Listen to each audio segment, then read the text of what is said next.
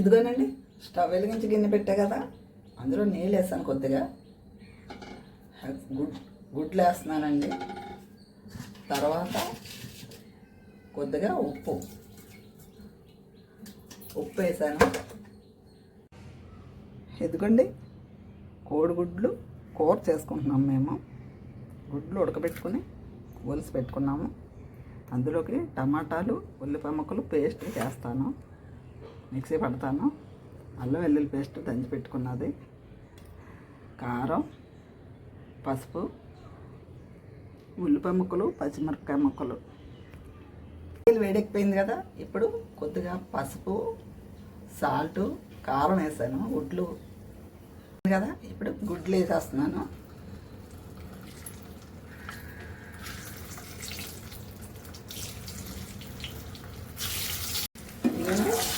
వేగిపోయాయి కదా గుడ్లు, ఇప్పుడు తీసేస్తున్నాను.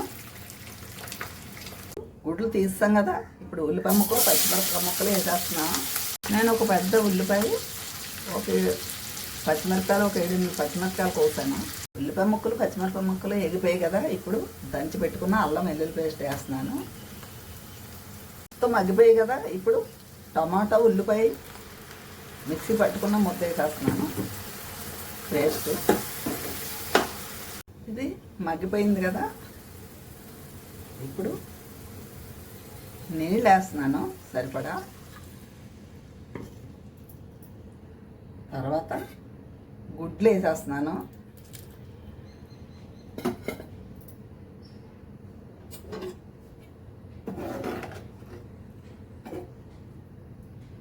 ఇప్పుడు మూత పెట్టేస్తున్నాను.